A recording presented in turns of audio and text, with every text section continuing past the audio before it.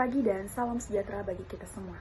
Perkenalkan, nama saya Lilisari dengan NIM F11212311027. Pada kesempatan kali ini, saya akan menjelaskan mengenai isu-isu dan tren pendidikan yang terjadi pada Indonesia saat ini. Di sini, saya akan menjelaskan apa itu pendidikan. Pendidikan menurut Ki Hajar Dewantara. Dewantara berpendapat bahwa pendidikan adalah proses untuk membentuk peserta didik menjadi insan yang berkembang secara utuh. Pendidikan juga merupakan persiapan untuk hidup bermasyarakat dan berbudaya. Tujuan pendidikan adalah untuk menaruh atau menuntut kodrat anak-anak agar mereka dapat mencapai kebahagiaan dan keselamatan. Namun kenyataannya, pendidikan di Indonesia masih sangat memprihatinkan. Menuju Indonesia Emas 2045. Melihat kondisi pendidikan Indonesia hingga saat ini, masalah pendidikan kerap kali menjadi perbincangan publik, terutama di dunia pendidikan. Banyak sekali hal-hal yang cukup memprihatinkan setiap tahunnya, bahkan masalah-masalah yang belum terselesaikan hingga saat ini. Masalah-masalah itu ialah, yang pertama, rendahnya angka literasi. Yang kedua, terbatasnya akses pendidikan. Yang ketiga, kesejahteraan tenaga pendidikan. Yang keempat, bullying ataupun kasus perundungan yang terjadi di sekolah. Yang kelima, kekerasan di dunia pendidikan. Yang keenam, korupsi dana pendidikan. Rendahnya tingkat literasi. Pada saat ini, pendidikan di Indonesia berada di peringkat yang terbilang masih cukup rendah jika dibandingkan dengan negara lain dalam aspek sistem pendidikan. Ada banyak faktor penyebab yang menjadikan rendahnya pendidikan di Indonesia dibandingkan dengan negara lain. Salah satu penyebab rendahnya pendidikan di Indonesia adalah kurangnya minat literasi atau minat baca pada remaja serta siswa pendidikan di Indonesia.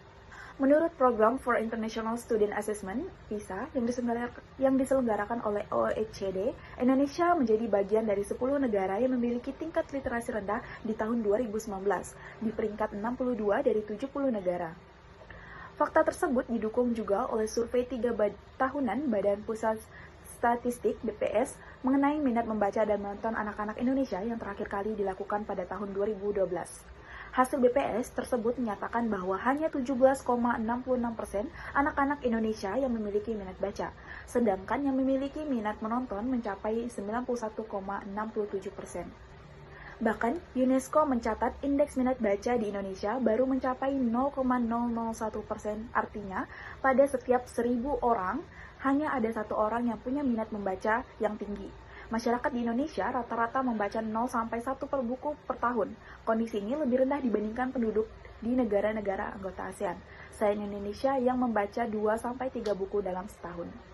Dalam Undang-Undang tahun 2019 tentang sistem pembukuan, literasi adalah kemampuan untuk mengenai informasi secara kritis hingga setiap orang dapat mengakses ilmu pengetahuan dan teknologi sebagai upaya dalam meningkatkan kualitas hidup. Literasi pada seseorang tentu tidak muncul begitu saja. Tidak ada manusia yang sudah menjadi seorang literat sejak lahir. Menciptakan generasi literat membutuhkan proses panjang dan sarana yang kondusif.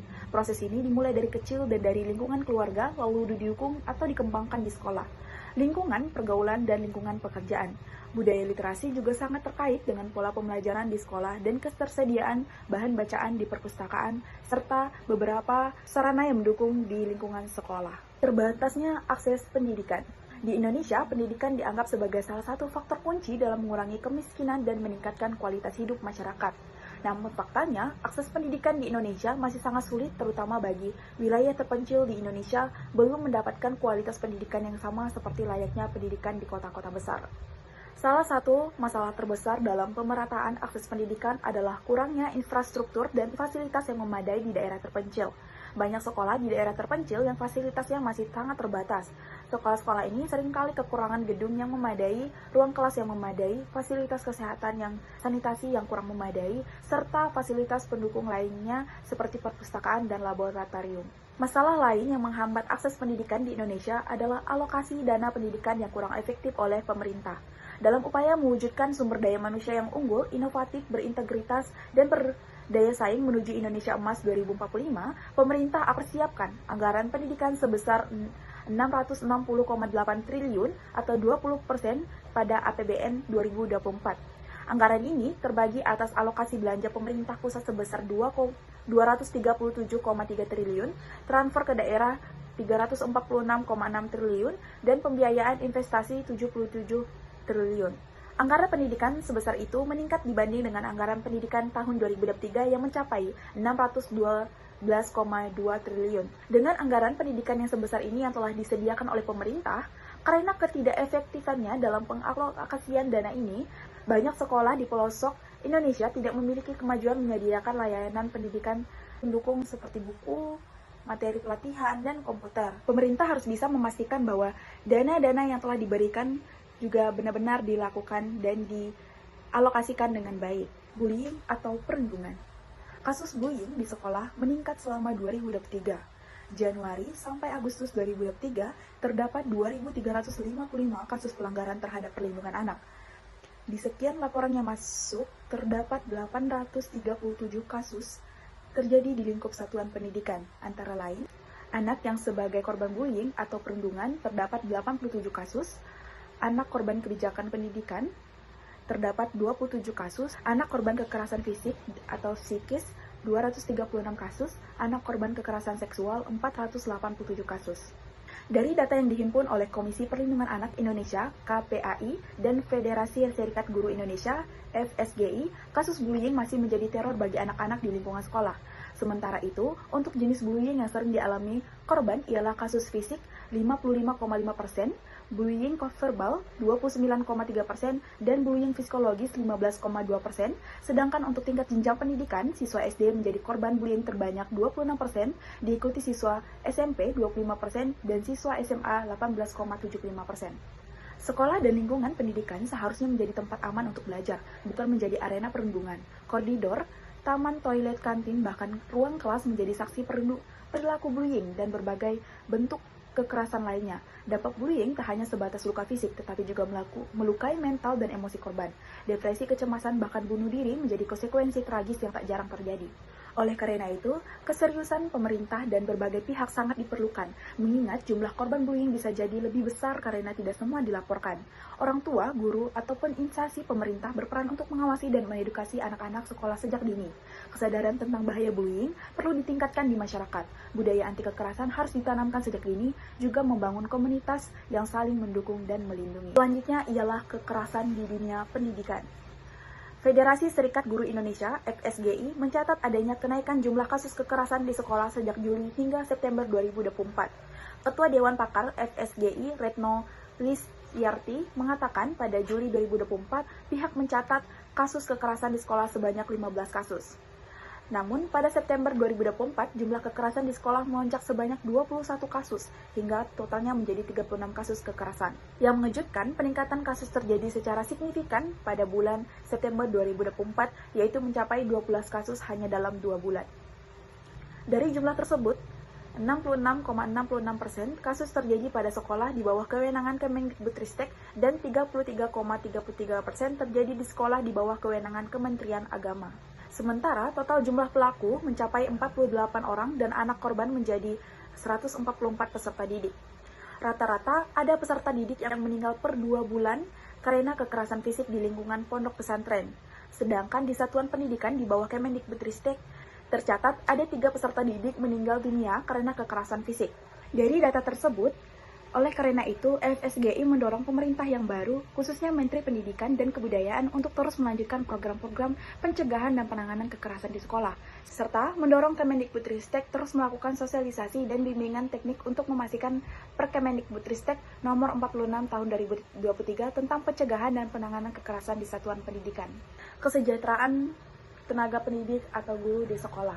Apakah para guru di Indonesia saat ini sudah mendapatkan kesejahteraan yang sesungguhnya? Mengingat peran penting para guru dalam bidang pendidikan, maka sudah seharusnya para guru tersebut dihargai sesuai dengan pekerjaan dan kontribusi yang mereka lakukan untuk meningkatkan kualitas pendidikan. Namun kenyataannya berbeda. Para guru di Indonesia, terutama yang bertugas di daerah terpencil, dan para guru honor masih jauh dari kata sejahtera. Pemerintah harus memberikan perhatian yang lebih besar untuk mengatasi permasalahan ini. Kinerja seorang guru akan meningkat apabila mendapatkan gaji yang tetap, rasa aman yang cukup, dan kemakmuran yang telah dijamin oleh pemerintah. Keberhasilan dalam dunia pendidikan ditentukan oleh seberapa siap seorang guru melaksanakan tugasnya sebagai seorang tenaga pendidik dalam memberikan berbagai pengalaman belajar yang bermanfaat kepada siswa di sekolah. Di Indonesia sendiri, gaji yang didapatkan para tenaga pendidik masih cukup rendah, terutama guru honor menerima gaji jauh lebih rendah daripada guru yang sudah berstatus ASN atau aparatur sipil negara. Dari analisis yang telah dijelaskan, Dapat dipastikan bahwa tingkat kesejahteraan guru yang rendah akan berdampak buruk bagi kualitas pendidikan di Indonesia. Oleh karena itu, semua pihak yang terlibat termasuk pemerintah harus menyadari bahwa pentingnya menjaga kesejahteraan para guru dan berusaha untuk memberikan upah atau penghargaan yang layak sesuai dengan kontribusi mereka dalam mencerdaskan generasi penerus bangsa. Korupsi yang terjadi di dunia pendidikan. Komisi Pemberantasan Korupsi (KPK) merilis hasil survei penilaian integritas pendidikan terkait potensi korupsi anggaran di sekolah. KPK menemukan sebanyak 33% sekolah yang berpotensi melakukannya.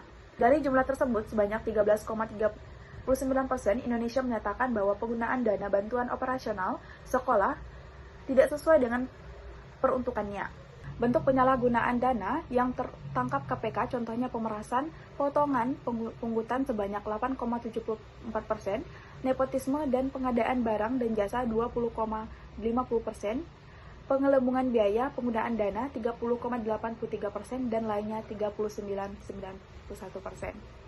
Dari data yang telah disampaikan, hal ini perlu menjadi perhatian oleh pemerintah bagaimana hal ini dapat ditindaklanjuti karena maraknya kasus korupsi di dunia pendidikan sampai bila manapun pendidikan ingin menuju kualitas yang tinggi tidak akan bisa tercapai jika korupsi masih sering terjadi di kalangan pendidikan. Maka pemerintah harus tegas dengan hal ini. Demikian penjelasan yang dapat saya sampaikan.